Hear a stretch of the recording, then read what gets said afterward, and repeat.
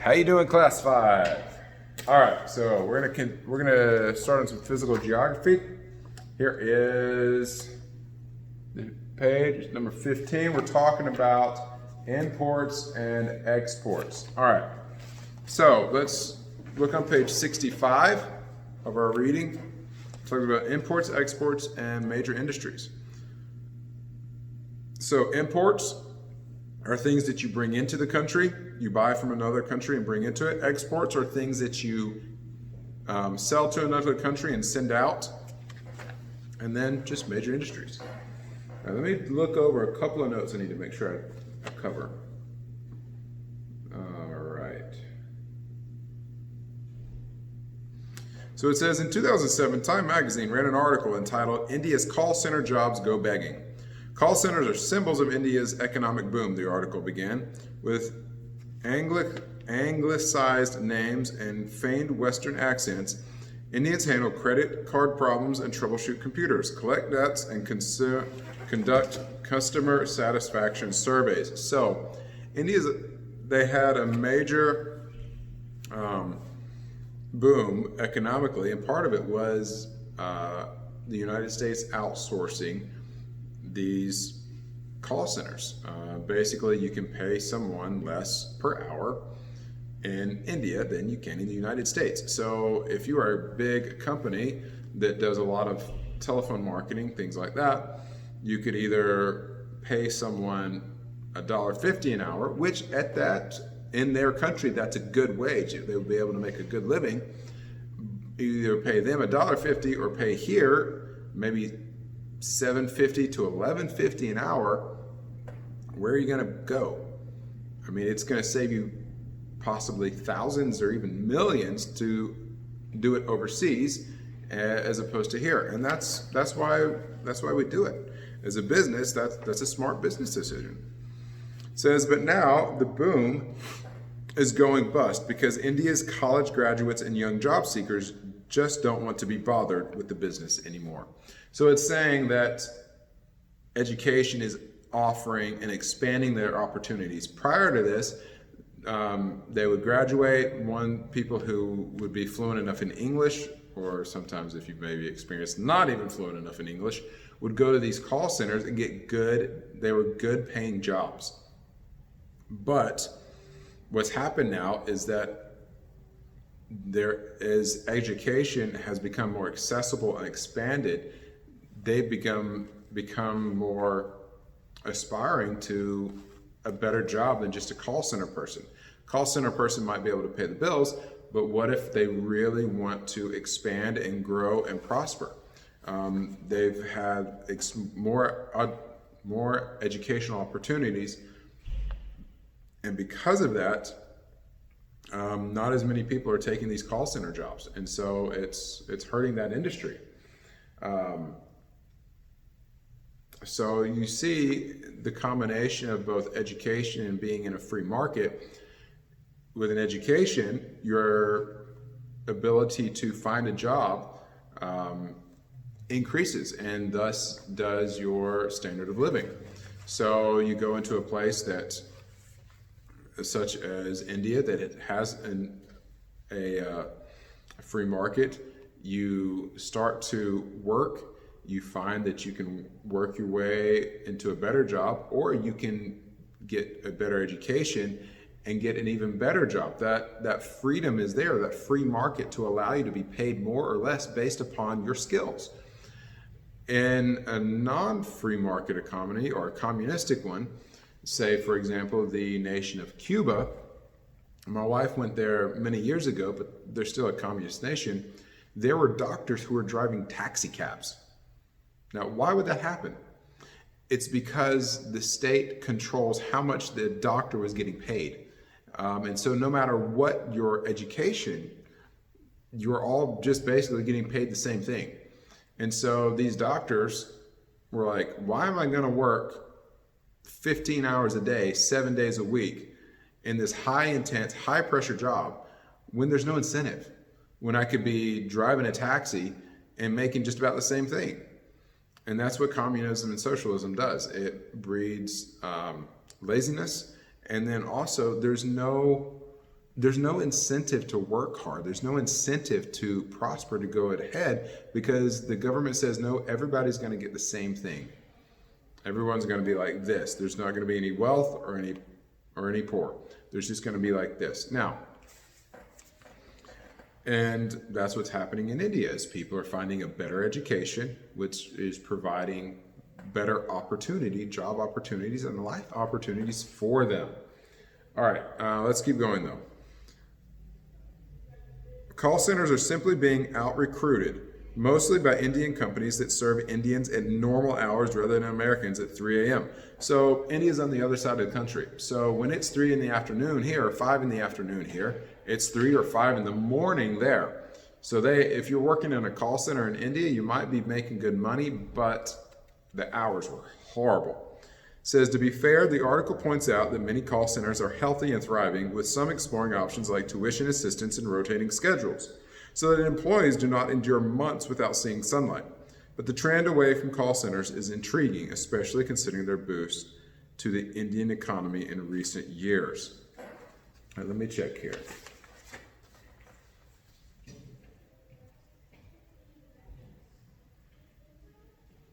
So let's keep going. India's flirtation and subsequent boredom with call centers reveals the extent of global markets in the 21st century. In America, paying thousands of workers to talk on phones for 10 hours a day is often cost prohibitive. So many companies outsource call center overseas, where wages and operating costs are lower. Now, again, $1.50 an hour here, you would not be able to survive. $1.50 an hour American in another country, you may be actually doing pretty well. It just depends. And that's why an American company would outsource this type of work. It's not that they're paying other people cheaply. It's just that the cost of living is much cheaper there, so they can afford to pay them more cheaply. It's the equivalent of saying making $11 an hour here is the same as making $1 an hour in India. You can do the same amount with different amounts of money. So housing is less, food is less, fuel is less. All of these things cost less than they do in the United States, so you don't need as much money to survive and live and even thrive. Whereas in the US, you need more. And it even varies between state to state in the US. In the US, California is one of the most expensive states to live in. Our taxes are high, our fuel is high, our cost of food is high. We have many things that are much more expensive than, say, for example, Texas. Texas, taxes are less, general cost of living is less. So someone who's making $80,000 or $90,000 in California might actually have a lower standard of living than someone who in Texas is making $75,000 a year, because the cost of living in the US is less. So just because the US outsources something doesn't necessarily mean they're taking advantage of foreign workers. It simply means they're taking advantage of the fact that the cost of living is less, so they don't have to pay as much. But at the same time, they're still taking care of their employees. Their employees are still making a good wage. All right. So in India, what would be considered paltry by U.S. standards? Again, by our standards, it's going to be very little money. But by their standards, it's very good. It's actually quite a lucrative salary, and many call centers employees earn good wages. Both India, along with China, is quickly industrializing in spite of persistent poverty and accompanying problems. Service and manufacturing industries are increasing, sometimes going head-to-head with Western companies. Now, for example, this is very interesting. In 2007, I went to the nation of Nepal. Nepal is a very small nation in between India and China. And I went up into the mountains to do some pastoral retreats and some teaching and training. But the very interesting thing is that as we were going up the mountains, you had mountains that were, let me do it like this. They were like this. And carved into the mountain were sections that went like this. They were almost like these huge stairs. And on those stairs was level ground. But I mean, it'd be 30 to 50 feet. And on that was planted rice or other crops. And so you had these these basically places where people had carved out of the mountain to be able to plant something to feed themselves and make money. But those places have not advanced very much in possibly 1,000 years, in generations. So it's a very interesting way that in some areas of the world you're seeing these families that are doing something they've been doing generations and generations and generations, and then you see in the cities where it's just new types of industries are springing up, tech industries, and different things like that. And so it's in their nation, it's a very interesting contrast. We'll keep reading though. It says Bombay-based Tata Motors released the Tata Nano in 2009, the world's smallest and least expensive production car at just over $2,000 US. How you cannot buy a new car in the US for $2,000. If you took this, and they probably will, and marketed it in large cities, it would be great. Although the vehicle is targeted for Indian market, Tata is considering a concentrated effort against Daimler's Smart brand and Toyota and Honda hybrids, which are far more expensive. The global marketplace encourages India to enter the auto manufacturing arena. Okay, let's keep going a little bit more because there's another question I want to answer, or I need to answer. So it says, throughout Asia, economies are changing. Traditional standbys that have long floated economies are dwindling, like farming. While new industries like information technology and investment banking are taking their place. Where change is slower to permeate, trends like privatization and technology have rejuvenated many sectors, leading to economic growth and political stability. Freedom, a free market, helps to produce economic growth and political stability. If people are making money and our economic growth and stability, there will, with it, come political stability as well. When people are unhappy and hungry, you will see political instability, like right now. That is why our president focuses so much on the economy. He knows with a stable economy and growing economy, people are happy because they are beginning to increase and make and generate wealth. And that's why it's so important. Is that you've got to understand that a free market allows people the best place to buy and sell their goods and services for the best price.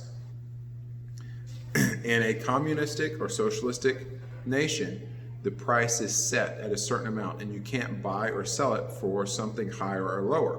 So if you have a $50 piece of electronic equipment and you are in a state or you're in a free market, you can sell it for $50 or you can sell it even for more if you want to. In a socialistic or communistic society, they're going to set that price as low as so that everyone has access to it. And so they may set the price all the way down at $20. Now, if you're trying to sell it at $50, it costs you $30 to make, and then you're trying to sell it at $20, you're losing money. There's no way your business is going to thrive.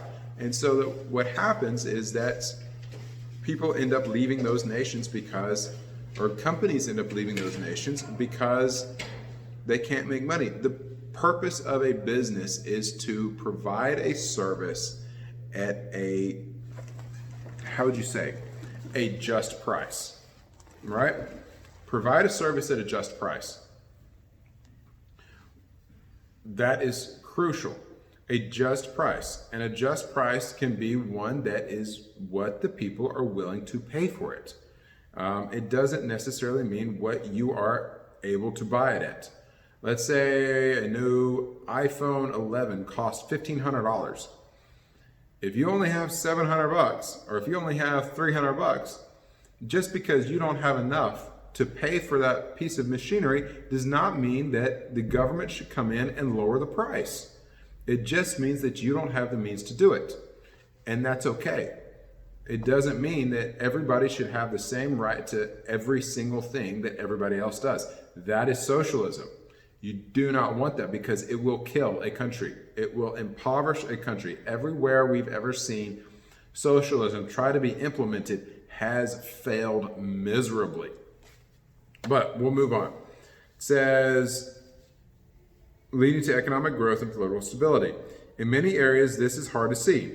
Iran's oppressive political and economic climates have stifled growth for years. So Iran has basically tried to control everything in their nation.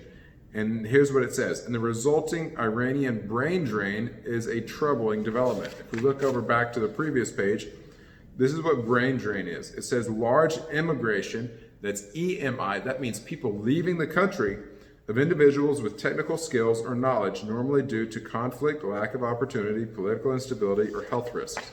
So Iran has seen a huge immigration from their nation because they try to control everything. All right, so I'm going to have you all read. Let me see, I'm looking at my notes here. I'm going to have you read the rest of page 66. Actually, I'm going to have you read the rest of page 66, but I'm going to make a couple of comments. Number one, innovation.